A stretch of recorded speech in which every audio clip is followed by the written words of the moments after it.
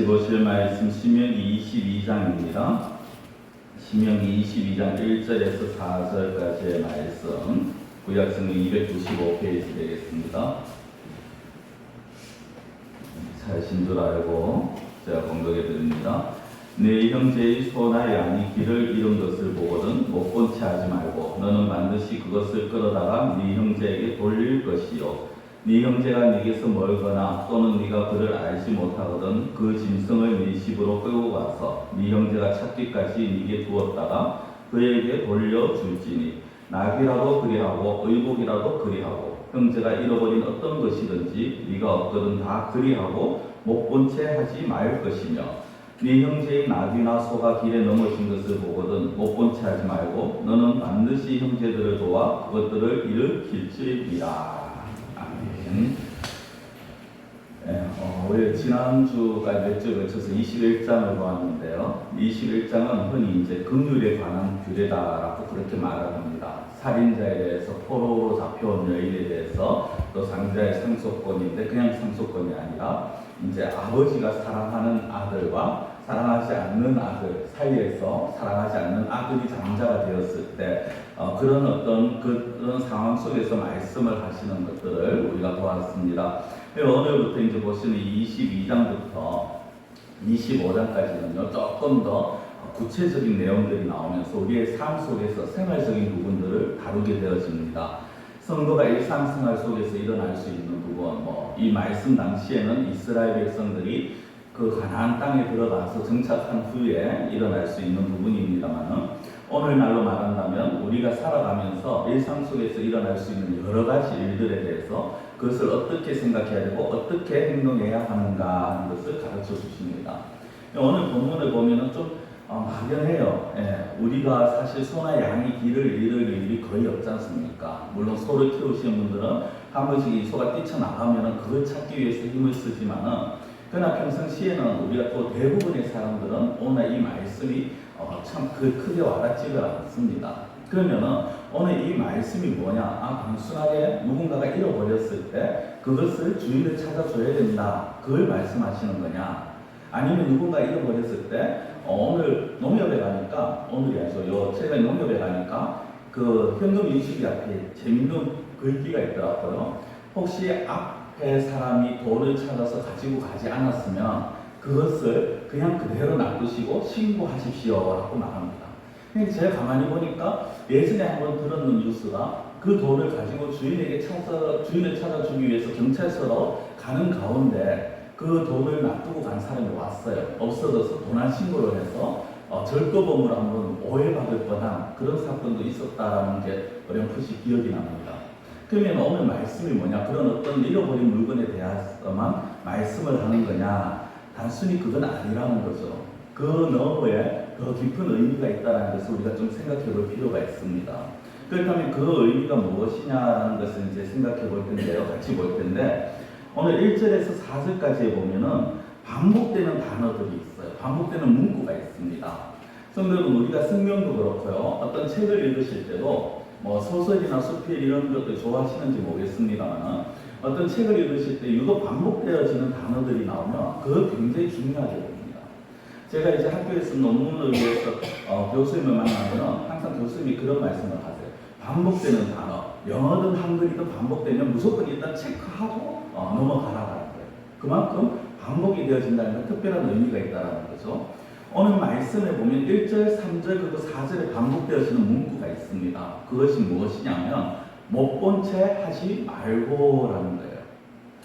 못 본 채 하지 말라라는 것은 외면하지 말라라는 거죠. 외면하지 말라. 다른 사람이 어려움과 고통 가운데 있을 때 외면하지 말라라는 겁니다. 단순히 외면하지 말라는 것이 아니라 도움을 주라라는 것이죠. 근데 그 대상이 누구냐? 오늘 본문에 보면 형제라고 나와요. 1절 네 형제, 2절에도 형제, 3절에도 4절에도 형제라는 단어가 계속해서 반복이 되어집니다. 그럼 형제라는 이 범위는 어디까지를 말을 하는 것일까요? 우리는 보통 형제라고 말하면 가장 쉽게 떠오르는 게 가족, 그 다음에 일가 친척입니다. 그렇죠? 그런데 하나님은 그 너머까지 말씀을 하시는 것을 성경을 통해서 볼 수가 있어요. 단순하게 우리 집안 정도가 아니라는 거죠. 내가 지금 있는 곳의 이웃 정도가 아니라는 겁니다. 어디까지 말씀을 하시느냐, 굉장히 폭넓게 말씀하시는데 나와 전혀 상관없는 사람까지도 말씀을 하십니다. 신명기 23장 7절 말씀인데요. 신명기 23장 7절 보면 이렇게 말씀을 하십니다. 너는 애굽 사람을 미워하지 말라. 그는 내 형제임이니라. 애굽 사람을 미워하지 말라. 네가 그의 땅에서 객이 되었음이니라. 여기에 보면요, 에돔 사람을 말하면서 형제라고 말합니다. 에돔 사람이 누구냐 하면 에서의 후손입니다.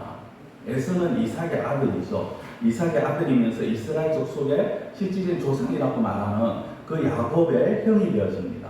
이스라엘 입장에서 혈통적으로 보면 아주 가까운 사이입니다만, 그러나 실제적으로 이스라엘과 에돔 간에는 정말 어떻게 보면 그 감정의 골이 너무나도 깊습니다. 서로 아주 그냥 어르렁대는 그런 사이죠.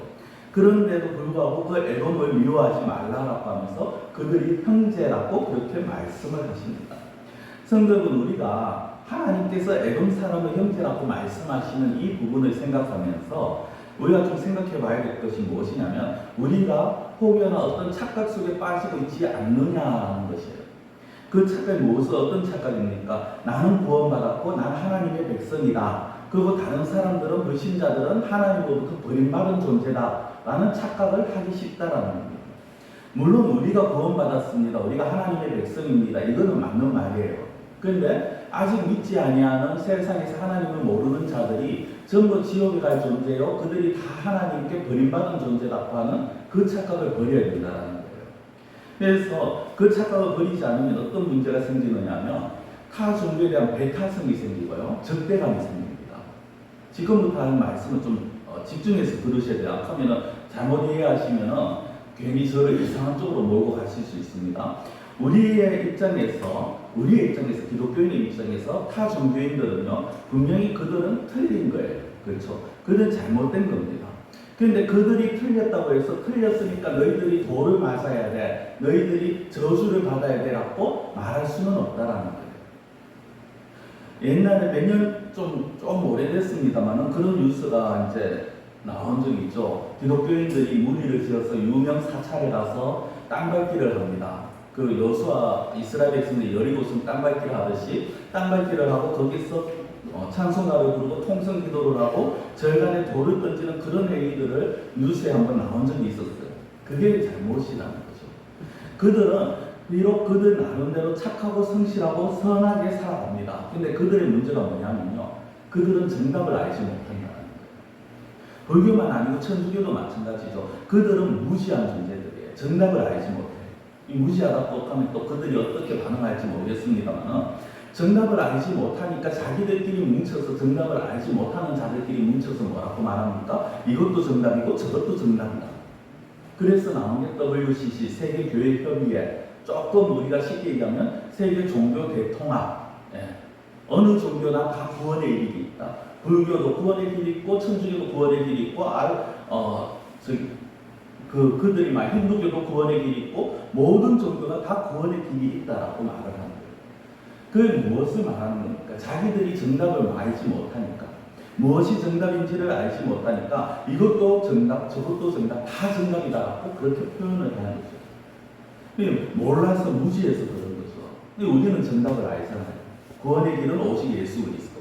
하나님 안에서만 구원이 있다는 걸 우리는 안다는 거예요. 그럼 우리가 그들을 향해서 어떻게 해야 됩니까?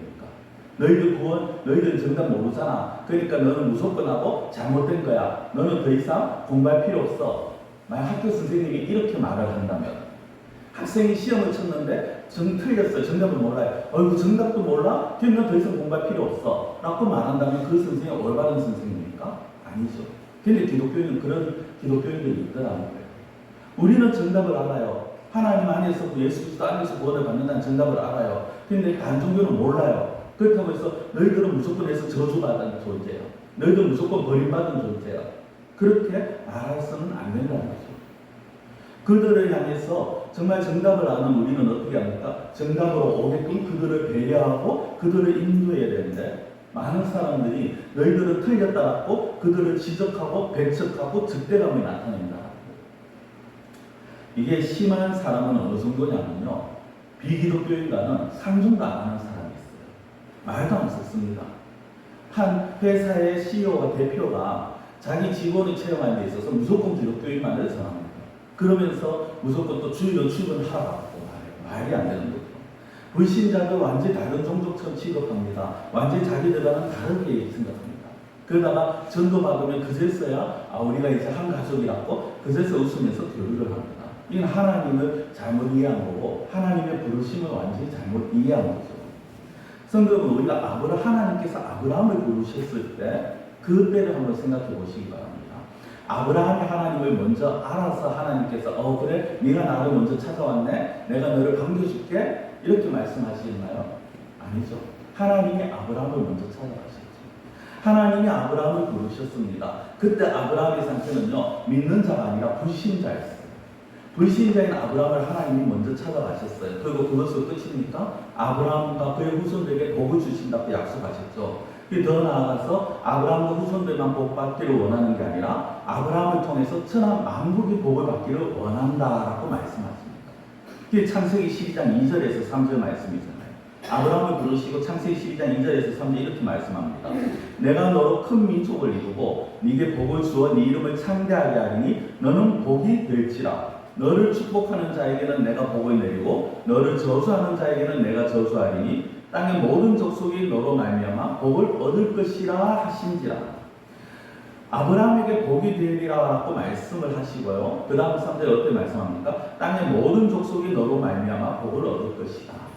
즉 아브라함을 통해서 땅의 모든 족속에게 복을 얻게 하겠다고 말씀을 하십니다. 성도 우리에게도 동일하게 말씀을 하십니다. 하나님께서 저와 여러분들에게 은혜와 복을 주셨죠. 그런데 은혜와 복을 주시면서 이걸 너희들만 누려라라고 말씀하시는 게 아니에요. 너희들이 내가 은혜를 주고 내가 복을 주었다니까 너희들이 구원받아서 하나님의 자녀가 되고 너희들이 이 땅에서 많은 것들을 누리면서 너희들만 행복하게 살아라. 이걸 말씀하시는 게 아니라는 거예요. 우리에게 복을 주시고 우리에게 은혜를 주신 거는 내가 너희들에게 복과 은혜를 주었으니까 너희들이 너희 복의 통로, 은혜의 통로가 되어서 다른 사람들에게 이 은혜를 알려주고 이 복을 좀 전해주어라 라고 말씀을 하시는 거예요. 그래서 우리를 통해 우리 주변이 복을 누리기를 원하시는 거예요. 우리가 복의 통로가 되기를 원하신다는 거예요. 여러분 특별히 오늘 말씀을 보시면요. 10계명 중에 하나가 이제 떠오르게 되는데요. 한번 잘 생각해 보시기 바랍니다. 10계명 중에 하나. 분명히 4계명 하나님에 대해서까지는 아닐 거고 지금 5계명 부모에 대해서도 아닐 거고 몇 계명일 것 같습니까? 8계명입니다. 자, 8계명이 뭐죠? 출애굽기 20장 15절 8계명. 도둑질 하지 말라. 그렇죠. 남의 물건을 함부로 가져가지 말라. 우리는 그러면 이렇게 말하죠. 하나님 저는 도둑질 하지 않습니다. 하나님 저는 도둑질 한 적도 없고 할 생각도 없습니다. 예, 그게 옳아요. 그게 맞는 거죠. 근데 본문 말씀은요. 오늘 이 신명기 22장은 단순히 도둑질 하지 않는 정도가 아니라 주인을 찾아주라라는 것까지 나와요. 근데 만약 주인을 모르면 어떡합니까? 2절에 그런 말씀이 나오잖아. 그 형제가 네게서 멀든지 아니면 그 형제가 누군지 알지 못하면 어떻게 하라고 합니까? 집에 그것을 분실물을 데리고 가지고 가서 잘 보관했다가 주인을 찾게 되면 돌려주라는 거예요. 근데 이것이 사실 굉장히 위험한 얘기이기도 하고요. 귀찮기도 합니다. 앞서 제가 농협 인출기 말씀을 드렸습니다만 괜히 오해받아서 도둑 취급 당할 수도 있고요. 그것도 내가 이걸 가지고 있다가 준다고 해서 나에게 어떤 보상이 있다는 것도 아니잖아요. 괜히 귀찮을 뿐이죠. 그럼에도 불구하고 못 본 채 하지 말라라고 해요. 외면하지 말라라고 합니다. 도와주라라는 거예요. 근데 그거를 어떻게 말씀합니까? 가능하면 그렇게 좀 해라. 가능하면 도와줘라. 이게 아니에요. 오늘 굉장히 하나님께서 강조하시는데 도와주는데 어떻게 도와주느냐? 반드시라고 말씀을 합니다. 자, 오늘 본문 4절을 다시 한번 보시겠습니다. 오늘 본문 4절 네 형제의 이거 다음 거요. 네. 자, 내 형제의 나귀나 소가 길에 넘어진 것을 보거든 못 본 채 하지 말고 너는 반드시 형제를 도와 그것들을 일으킬지니라. 이제 소에 대해서 소가 넘어진 것에 대해서 말하지만은 그러나 여기에 중요한 건요 반드시라는 단어예요. 1절에도 보면 반드시라는 단어가 나옵니다. 이 반드시라는 말이 굉장히 중요해요. 반드시가 뭡니까? 우리가 꼭 해야 되는 거. 우리가 해도 되고 안 해도 되는 것이 아니고 해야 된다는 거. 근데 해야 된다. 쉽게 말씀드리면 내가 도움을 줘야 할 책임을 내가 얼마나 가져야 되느냐 하는 걸 말씀을 하는 거잖아요. 더 쉽게 말씀드려볼까요? 의심들의 가슴에 부담이 확 올 수 있는 말씀인데, 내가 내 볼일을 제쳐놓고라도 도와주라는. 다른 사람이 어려움을 당해요. 근데 내가 그 부분을 도와줘야 돼요. 근데 지금 나도 내가 할 일이 있어요. 이걸 제쳐놓고라도 도와줘라. 좀 과장해서 표현한 것 같습니다만 이 반드시라는 의미가 그것입니다. 말도 안 되는 소리죠. 우리가 이웃을 사랑합니다. 이웃을 긍휼히 여깁니다. 그렇지만 아무리 그래도요. 뭐가 우선이죠? 누가 우선이죠? 내가 우선이잖아요. 우리 자신이 우선이잖아요. 내가 할 거 하고 다른 사람 도와주잖아요. 내가 먹을 거 먹고 다른 사람에게 먹을 거 주잖아요. 이게 내가 할 거를 내팽개치고 내가 할 걸 뒤로 미루고 다른 사람을 도와준다? 보통 어려운 게 아니죠. 이건 거의 불가능입니다. 그렇다고 해서 그런 사람을 이기주의자라고 말할 수 있습니까? 아니요. 그럴 수 없어요. 그게 사람의 마음이니까. 그게 당연한 거 아닙니까? 그래서 사람들은요, 그처럼 자신의 것을 우선으로 하게 되어 있어요. 근데 가끔 그런 사람들 보죠. 자기가 할 거 못해도 다른 사람에게 먼저 다른 사람을 위해서 일하는 사람이 있어요. 자기가 사고 싶은 거 못 사도 다른 사람을 위해서 물질을 쓰는 사람이 있어요. 제가 최근에 이제 어떤 사람한테 그런 얘기 들었는데, 어떤 기념일이 되어서 이제 좀 선물을 주고받아야 되는데, 그 적당하게 해라 했더니, 상대방이 그게 안 된다는 거예요. 그 상대방은 자기가 못하더라도 일단은 상대방을 위해서 해줘야지 마음이 직성이 풀리는 사람이다. 타인을 먼저 생각하는 사람이다라고 말을 하더라고요. 그런 사람이 가끔 있기는 해요. 자신이 가질 것이 줄어들거나 없어진다 해도 다른 사람에게 필요한 게 있으면 타인을 먼저 생각해 주는 사람이 가끔 있기는 합니다. 자, 그러면은 과연 이것이 모든 사람들에게 주어질 수 있는 말씀이냐? 그렇게 생각하기에 앞서서요, 우리가 여기서 잠깐 생각해 봐야 될 게, 지난주의 말씀을 좀 잠깐 생각해 볼 필요가 있을 것 같습니다. 자, 오늘까지 말씀 잠깐 여기에서 적고요. 지난주의 말씀 한번 생각해 보시기 바랍니다. 지난주의 말씀 내용이 뭐죠? 패역한 아들이 있거든. 아무리 가르치고 아무리 인도해도 말 안 듣는 패역한 아들이 있으면 어떻게 하라고 합니까? 막 그 성읍 장로들에게 데려가서, 지도자들에게 데려가서 이 아들이 이러이러합니다 하고 그 패역함을 말을 하고 그 자리에서 돌로 쳐 죽여라 라고 그게 본문 말씀이었죠. 근데 그 말씀의 참된 의미가 뭐라고 말씀을 드렸죠? 죄가 뿌리 내리지 못하게 하라라는 것이었습니다. 그 죄라는 것이 애시당초에 가정에서, 그리고 사회에서, 공동체에서 뿌리 내리지 못하도록 막으라는 것이 그 핵심이라고 말씀을 드렸어요. 성경은 서양 속담에 이런 게 있습니다. 머리 위에 비둘기가 내려앉는 것은 막을 수 없지만 머리 위에 집을 짓게는 하지 말라. 성경은 비둘기가 지나가다가 새똥을 살 수 있어요. 그렇죠? 가끔씩 보면 차 위에 막 새똥이 얼룩덜룩하게 있을 때가 있어요. 근데 그걸 우리가 막 그 위에서 차 위에 올라가서 막을 수 없어요. 길을 지나가는데 새가 똥을 쌉니다. 아니면 갑자기 제 머리 위에 탁 앉아요. 그걸 막을 수는 없어요. 근데 비둘기가 제 머리 위에서 둥지를 틀게 하는 거, 집을 짓게 하는 거는 우리가 막아야 되잖아요. 막을 수 있잖아요. 무슨 이야기입니까? 사실 어떻게 보면 죄가 생겨났고 죄가 발생하고 죄가 우리를 유혹합니다. 죄가 우리를 유혹하는 거, 그거는 우리가 막을 수 없어요. 여러 모습으로 사탄은 우리를 유혹합니다. 사람을 통해서 유혹하기도 하고요, 환경을 통해서 유혹하기도 합니다. 근데 중요한 거는 그 유혹이 오는 것은 막을 수 없지만 그 유혹이 내 안에 들어와서 죄로 바뀌어지게 하는 것은 우리가 용납하지 말아야 된다. 그래서 지난주에 자식을 죽이라는 그것이 무엇이냐면, 죄가 들어오면 자식을 죽이는 그 마음으로 설령 자식을 죽일지라도 죄를 용납하지 마라, 죄를 뿌리내리게 하지 말라라는 게 지난주의 말씀이었어요. 21장의 말씀입니다. 사실은 좀 더 깊게 보면. 근데 오늘 22장부터는요 거기서 한 걸음 더 나아가요. 죄가 뿌리내리지 못하게 하라는 거에서 한 걸음 더 나간다는 거예요.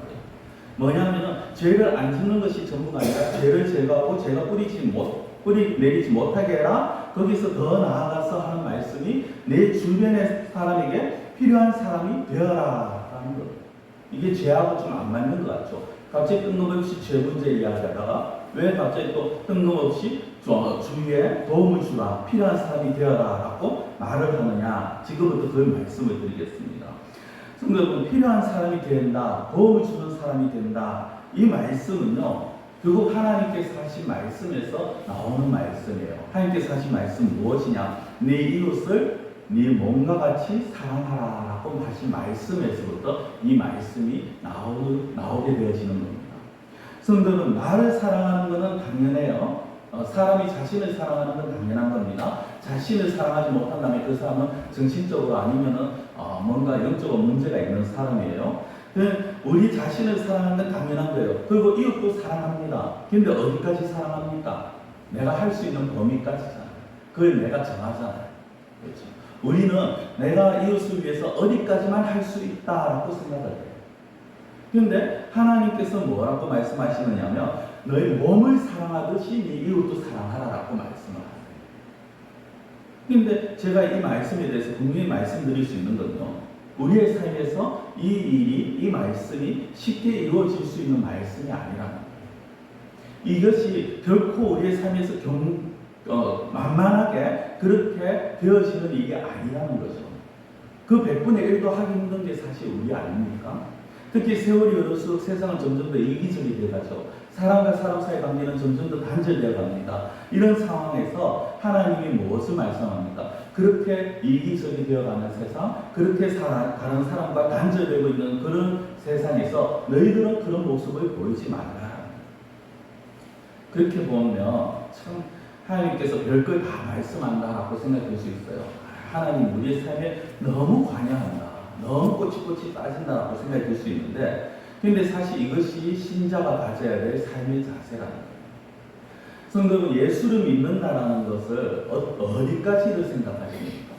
내가 예수를 믿는다라는 것이 무엇이라고 생각하십니까? 그러니까 주일 교회에 와서 예배를 드리고, 아니면 또 예배 참석하고 헌금을 드리고, 아니면 내가 그냥 주방에서 봉사를 하고, 물론 그것도 굉장히 귀하고 아름다운 일이죠. 그게 전부가 아니라는 거예요. 그 정도로만 생각하면 큰 착오라는 거죠. 우리의 가정, 내가 속한 가정, 내가 속한 우리의 이웃, 우리의 직장에서 나의 삶이 달라져야 한다는 거예요. 이게 신자가 가져야 될 삶의 수준이라는 거예요. 일반인들이 말하는 양심, 도덕, 그건 당연한 거고요. 그건 바탕에 깔고 있어야 되고, 거기에 덧붙여서 죄를 물리치고 자신이 있는 곳에서 죄를 뿌리째 뽑아내야 됩니다. 성도는 교회가 사람들한테 손가락질을 받습니다. 왜 손가락질을 받습니까? 왜 비방을 듣습니까? 교회가 교회 역할을 하지 못했어요. 근데 많은 사람들이 교회가 교회 역할을 한다는 것이 예배 드리고 그냥 같이 예배 드린다 이걸로 만족해요. 같이 교회에서 기도한다 이걸로 만족합니다. 그게 아니라는 거예요. 신자가 신자 역할을 하지 못하니까 사람들이 기독교인이 아니라 개혁교인이라는 그런 욕을 하죠. 왜? 그냥 교회에 가기만 하면은 자신은 신자로 살 일을 다 했다라고 생각합니다. 그게 아니라는 거죠. 내 자신 안에서 죄를 안 짓는 것, 그걸로 만족합니다. 이게 조금 그래도 업그레이드 된 신자의 모습. 그렇죠. 교회를 왔다 갔다 하는 것만이 아니라 내가 그래도 죄는 짓지 않는다라는 걸로 만족을 합니다. 그런데 하나님께서 말씀하는 건 거기서 더 나아가라는 거예요. 내가 있는 곳에서, 우리 자신은 물론이지만 내가 있는 곳에서 죄를 뽑아내야 된다는 거예요. 자, 성도 여러분, 기독교인으로 산다는 것, 신자로 산다는 건요, 다른 건 아닙니다. 하나님을 사랑하는 것이고 이웃을 사랑하면서 살아가는 겁니다. 어디까지 사랑해야 되느냐? 마가복음 12장 30절 31절 말씀입니다. 네 마음을 다하고 목숨을 다하고 뜻을 다하고 힘을 다하여 주 너의 하나님을 사랑하라 하신 것이요, 둘째는 이것이니 네 이웃을 네 자신같이 사랑하라 하신 것이라. 이보다 더 큰 계명이 없느니라.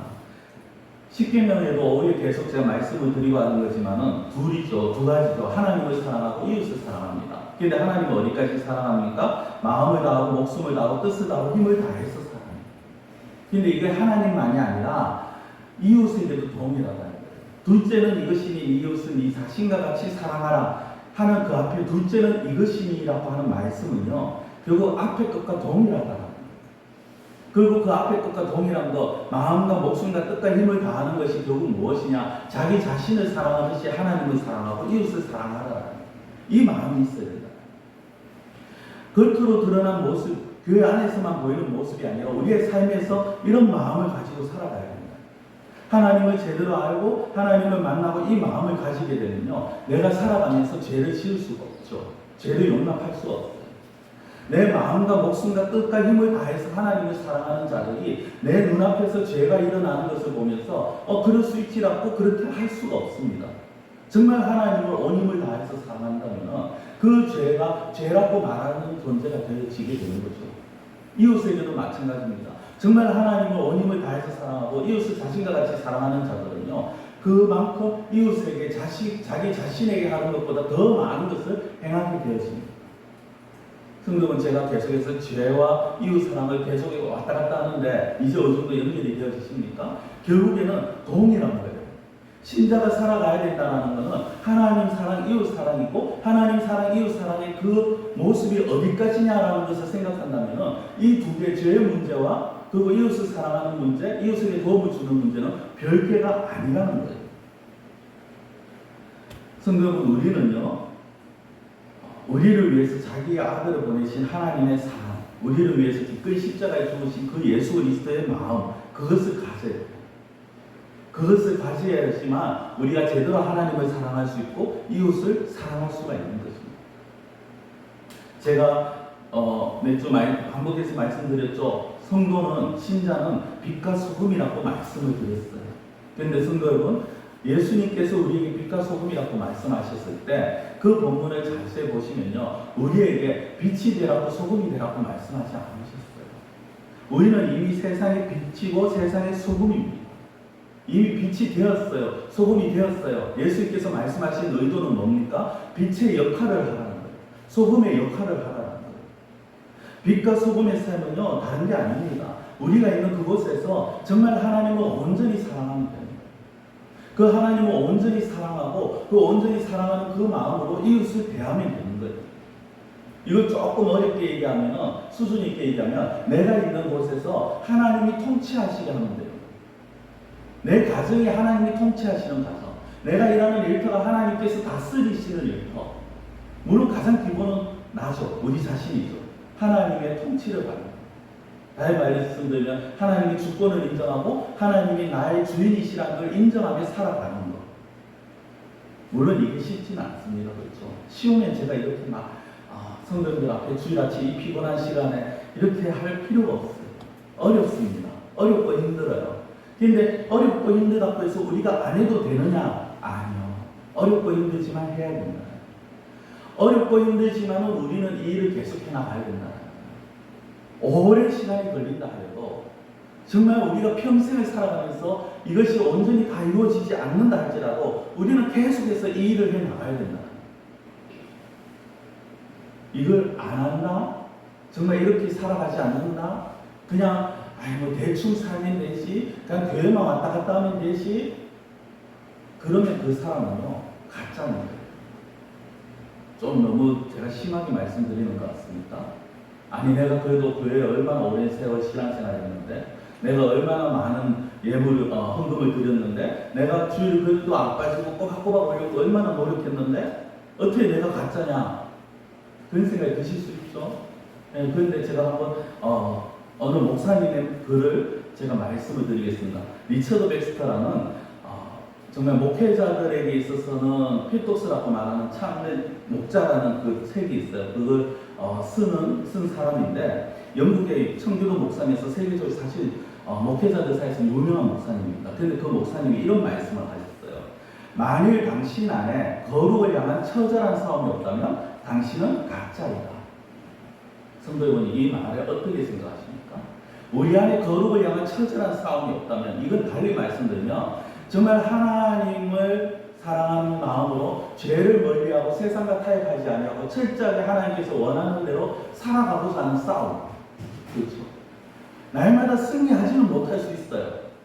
100% 우리가 이기지는 못할 수 있어요. 그렇지만 그렇게 싸우고자 하는 그런 삶을 살아가기 위해서 정말 처절하게 몸부림친다면, 그 몸부림이 없다면 그 사람은 가짜라는 거예요. 왜? 그 안에서 정말 하나님을 사랑하는 마음이 있느냐는 거죠. 여러분, 우리는요, 크든 작든 우리 안에 처절한 싸움이 있어야 합니다. 처절한 몸부림이 있어야 돼요. 정말 다양성, 내가 있는 자리에서 우리 가정을 보면서, 내가 있는 그 직장을 보면서, 일터를 보면서, 사회를 보면서, 교회를 보면서 저것은 잘못인데, 저거는 죄인데, 저거는 하나님께서 기뻐하지 않는 일인데 라는 것을 보면서도 눈 감고 용납하고 그럴 수 있지, 좋은 게 좋은 거지라고 넘어간다면 그것이 잘못이라는 거예요. 그것이 가짜라는 거예요. 그것이 올바르지 못하다는 거죠. 오늘 말씀 다시 한번 보실까요? 4절 말씀. 내 형제 나귀나 소가 길에 넘어진 것을 보거든, 넘어졌다는 게 뭐 이 어려움을 당했다라고 우리가 생각을 합시다. 못 본 채 하지 말고 반드시 일으킬지니라. 제가 파란색 글만 읽었어요. 못 본 채 하지 말고 반드시 일으킬지니라. 달리 말씀드리면 외면하지 말고 반드시 도와주어라. 주의를 외면하지 말고, 이 시대가 그러니 상황이 그러니 외면하지 마시고요. 빛과 소금으로 주변을 밝히라는 겁니다. 이것이 이웃에게 회복과 은혜와 복의 길을 보여주는 것이고 신자가 가야 할 삶의 길이라는 거예요. 신자된 본분은 오늘 말씀에 비추어서 점검하시고 스스로 만족하던 자리, 이 정도면 되지. 제가 참 마음이 안타깝고 답답한 게 무엇이냐면, 물론 개인적으로 상황이 다 있으시겠죠. 형편이 다 다르니까 무조건 하고 제가 그렇게 강요는 못합니다만, 기도의 자리에 나오는 그 수가, 그렇죠. 제가 같이 기도하다라고 그렇게 말씀을 드릴 때 과연 얼마나 많은 분들이 거기에 같이 동참하시느냐는 것을 생각할 때 참 마음이 답답함을 느껴요. 왜냐하면 그 마음에는 물론 각자의 형편이 있겠죠. 바쁘시고 어렵고 피곤합니다. 그런데 단 한편으로 보면요, 그만큼 이 정도만 해도 충분해라는 것이 마음에 자리 잡고 있지 않느냐는 거예요. 지금까지 그렇게 하지 않아도 아무 문제 없었는데 왜 유난을 떨어야 되는 거죠? 성경은 그게 아니거든요. 하나님께서 원하시는 것, 하나님께서 바라시는 삶, 그걸 우리가 날마다 찾아야 되잖아요. 스스로 이제까지 이 정도면 되었어라는 자리가 아니라, 그렇게 만족하던 자리가 아니라 하나님이 원하시는 방향으로 우리가 열심을 해야 된다. 그것이 하나님께서 기독교인이 된, 크리스찬이 된 저와 여러분들에게 바라시는 것이라는 거죠. 말씀을 맺겠습니다. 하나님이 우리에게 주신 복과 은혜를 한번 생각해 보시기 바랍니다. 이미 우리는 하나님으로부터 충분한 복을 받았어요. 충분한 은혜를 받았어요. 사실 우리가 구원을 받았는 것 자체가 가장 큰 복이고 은혜입니다. 그 이후에 우리가 살아오면서 누리는 건요, 어떻게 보면 하나같이 덤이고요, 보너스입니다. 감당할 수 없는 은혜를 받았죠. 충분한 복을 받았죠. 그리고 하나님의 자녀가 되었죠. 그러면 이제는 그 받은 것을 감사할 줄 알잖아요. 그리고 이웃을 돌아보자라는 거예요. 이웃을 사랑하면서 하나님의 자녀답게 살아가는 그 모습을 우리가 가지자라는 거예요. 정말 우리가 받은 것을 돌이켜보며 이웃을 돌아보고 이웃을 사랑하며 하나님을 사랑하시는 그런 삶을 살아가시는 성령님이 되시기를 축원합니다. 기도드리겠습니다. 사랑의 하나님 아버지, 우리가 살아가면서 하나님께서 우리에게 베푸신 은혜와 복을 생각할 때, 하나님, 우리는 이미 너무 큰 은혜를 받았고 너무 많은 복을 받았습니다. 그리고 거기에 덧붙여서 우리는 계속해서 보너스로 또 더 많은 은혜들을 받아오며 살아왔습니다. 하나님, 그러나 그것으로 만족한 자가 되지 아니하게 하시고 그 받은 것을 나누고 흘려보낼 수 있는 그러한 저희들의 삶이 될 수 있도록 한 저희들을 인도하여 주시옵소서. 정말 이웃을 생각할 때, 하나님을 사랑하고 이웃을 사랑할 때 내 마음과 목숨과 뜻과 힘을 다해서 내 자신같이 사랑하라는 이 말씀을 저희들이 붙들게 하시고, 하나님, 그리하여서 정말 우리가 있는 자리에서 죄를 멀리하고 거룩을 향해서 살아가는, 하나님이 원하시는 것이 무엇인가를 올바로 추구하고 그것을 쫓아서 행하는 그러한 저희들의 삶이 되어질 수 있도록 하나님께서 인도하여 주시옵소서. 하나님께서 저희를 붙들어 주시고 저희들이 그러한 삶을 살아갈 때 하나님께서 더 큰 은혜와 저희를 통하여서 복의 통로가 되어질 수 있도록 더 많은 것들을 역사하시고 이루어 가실 줄 믿사옵고 모든 것 예수님의 이름으로 기도드리옵나이다. 아멘.